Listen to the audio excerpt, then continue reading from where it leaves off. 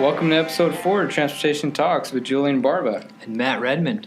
And today we're going to take a little different approach to transportation as an industry.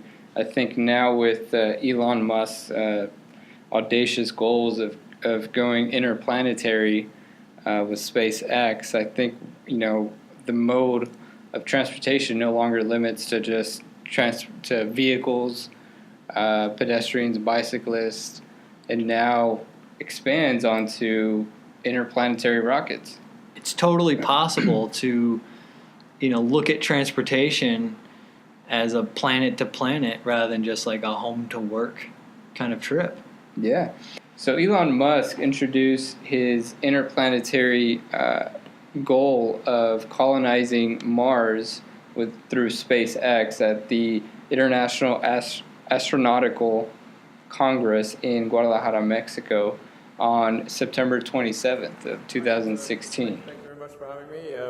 Look forward to talking about the SpaceX Mars architecture, and what I really want to try to achieve here is to make Mars seem possible, make it seem as though it's something that we can do in our lifetimes, and that you can go. And is there really a way that anyone could go if they wanted to? I think that's really the important some thing. Really big plans there. And the whole goal is just to start thinking, I think get the public thinking about moving to other planets rather than just moving to a different city or country, is to really start getting the public thinking about how they can live on a different planet. And so their goal is to kind of outline this and provide a solution to do it. Yeah. And to take a deeper approach on what Matt just mentioned is, it looks like Elon Musk actually sees that all the damage that,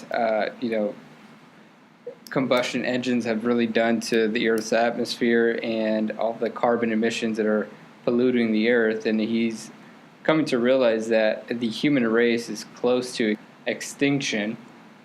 Maybe not 10 years from now or 100 years from now, but definitely in the future. What he wants to do is take the human race and convert it to a multi-planetary species and essentially create a self-sustainable civilization in Mars within 40 to 100 years. Yeah, which is very quick if you think about all that has to go into it, and it won't be cheap. Apparently a ticket, if they can get it down to a price of a median household house. Yeah, to median house price within the U.S., which is about $200,000. Yeah, which is expensive, but I guess, if it's kind of like a big journey and maybe there's ways to finance it with sponsors and such, then it would be feasible. But I'm kind of interested in how Mars becomes more attractive. So right now there's nothing there, there's no one there, and over time there may be something there and there may be people there, and that would create more and more desire for people to go. Just like, how Hollywood, started off really as a blank slate and eventually became more and more popular, and now you have an influx to, Los Angeles area continually. So I'm interested in how Mars is eventually going to shape up into a desirable destination. Right. Well, I personally compare it to the manifest destiny theory of the gold rush and the early 1800s. There really was no civilization on the western United States other than a few ranchos. And once the United States became a country after the signing of the Declaration of Independence in 1776, there was a lot of eagerness to establish civilization across the United States. Right. So but the gold rush really helped that. And so, Mars essentially needs its own gold rush. It needs something to really pull people there. Besides, I don't think Manifest Destiny will provide a whole civilization there. I agree. I think Elon Musk's vision of, creating a form of entertainment throughout the journey from planet Earth to Mars would be enticing enough for people to take that trip, but there still has to be somewhat of an incentive for people to pay $200,000 for one trip Yeah. to another planet. Yeah. I mean, first of all, why go anywhere, right? I think there are really two fundamental paths. History is going to bifurcate along two directions. One path is we stay on Earth forever, and then there will be some eventual extinction event. I don't have an immediate doomsday prophecy, but it's eventually, history suggests there will be some doomsday event. The alternative is to become a spacefaring civilization and a multi-planet species, which I hope you would agree that is the right way to go. Yes?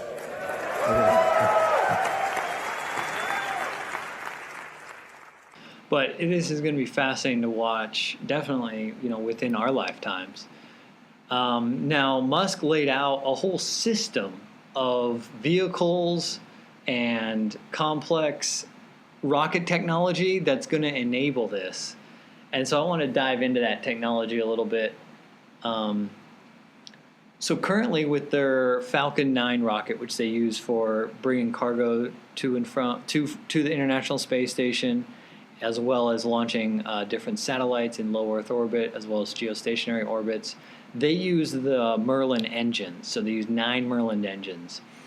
And with this future Mars rocket, they're developing a new engine. It's called a Raptor engine.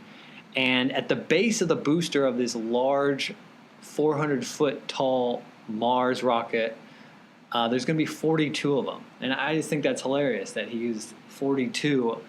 I don't know if it was because of symmetries and dynamics, or if he just wanted to play into Hitchhiker's Guide to the Galaxy and the answer to life, universe, and everything.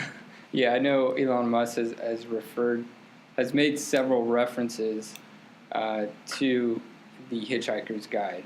So there might be some correlation there. There might not. Might just be coincidence. But let's talk a little more about the details of the rockets. So Elon Musk mentioned that the rocket consists of a carbon fiber framing system that will contain the pressurized tank. Yeah, and that's not just normal carbon fiber. They're actually developing that new carbon fiber technique to make sure that it can actually hold the pressurized methane. So not only from a strength standpoint, but also from a safety standpoint. Yeah, and then it also has the performance capabilities with the lightness. Carbon fiber is amazing for producing, light and strong. But the fact that they can make it for a rocket is pretty remarkable. It's made primarily of an advanced carbon fiber. The carbon fiber part is tricky when dealing with deep cryogens and trying to achieve both liquid and gas impermeability and not have gaps occur due to cracking or pressurization that would make the carbon fiber leaky. So this is a fairly significant technical challenge to make deeply cryogenic tanks out of carbon fiber. And it's only recently that we think that the carbon fiber technology has gotten to the point where we can actually do this without having to create a liner on the some sort of metal liner or other liner on the inside of the tanks, which would add mass and complexity. So it looks like the first rocket will initially hold up to 100 people in the crew. That would be including guests and manned crew. Each ticket's going to cost about $200,000, and it should take about 90 days from planet Earth to arriving in Mars, but he would like to get that journey down to 30 days. Yeah, it depends exactly when they fly on those dates, and it depends, how the orbits are lined up. I do think it's fascinating how they plan to, launch the Mars rocket and then fuel it up in space and then send it off to Mars. So they actually have to do a few fueling flights up into the parking orbit that the Mars rocket's in, and then it can go ahead and actually blast off to Mars. So I don't know if people will be waiting around while it's getting fueled over a few days, or if the people go up after it's fueled in space. I just think it's an incredibly complex system that's fascinating to eventually watch and learn about. Yeah, I agree. Yeah, so Elon Musk was asked a question at the IAS Congress meeting in Guadalajara, Mexico, to see if he would actually be joining the Mars mission, and his response was pretty interesting. He mentioned that he would actually hold off on making sure that the company SpaceX would be able to continue its mission without his presence if something were to happen to him, and that the stakeholders and board members would not simply take a hold of the company solely for the goal of profit. Yeah, I think it's a noble cause. There's a few other kind of comical questions that were asked of him. Yeah, like how do you go to the bathroom on Mars? How does that system work? Yeah, I think one person in the audience kind of compared it to Burning Man. Yeah, which, I mean, if you're at Burning Man, I get that. Like, you could, you're out there, there's a bunch of dust, and you're wondering, is this like Mars? Because it sort of feels like it, right? But I think the way that SpaceX is approaching the Mars colonization is, really from the ground up. So make sure you build infrastructure so that it's ready for people before they're there. Yeah, so, totally agree. In fact, I wouldn't be surprised if SpaceX starts launching satellites so that they can start getting internet connectivity going before too long, so that when people go there, they're checking their email. Yeah, I'd be interested to see if they have a checklist of professionals that are, making the first trips, because obviously we're gonna require medical attention, civil infrastructure, all the necessities to basic human life. So obviously some professions are going to hold more weight than others. I think when you're establishing civilization in a new planet. Right. You might want some doctors or some engineers, architects, probably some psychologists, or just comedians. Yeah, exactly. So Julian, would you go to Mars on that first trip? I would definitely go to Mars, but not on the first trip. I definitely want to make sure that they get all their kinks out and their engines aren't exploding on the way over. I concur. Yeah. Maybe once I save $200,000. I am excited in 2018 for launch of the Red Dragon capsule to Mars, just to eventually test out, the flight dynamics on the way there, the propulsive landing on Red Dragon, and eventually, get some more than just some rovers there. So that will be interesting to see in 2018. Now on to our next segment of Flashback.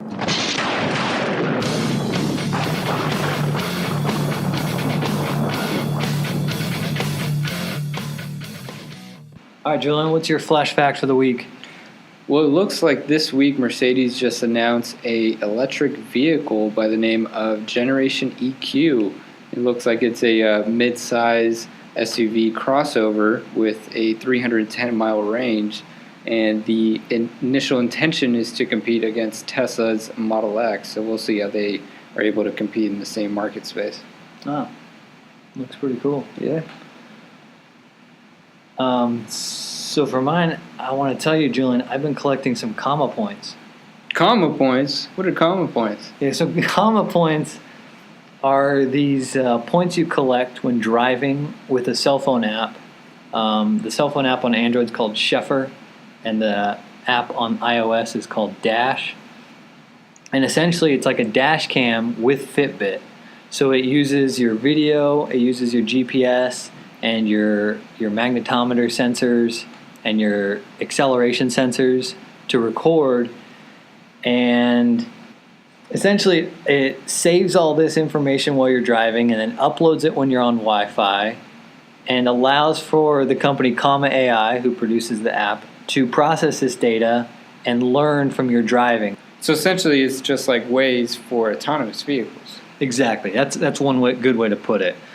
So all the data that they that they collect from individual users of these apps, they process it, they use machine learning algorithms on it, and eventually they can sum it all up and combine it into a packaged product to create self-driving cars for the masses. I've enjoyed collecting points, and you should give it a try too. Well, I think that's it for this week, huh? So that concludes episode 4 of Transportation Talks. Thanks for joining us. Don't forget to subscribe.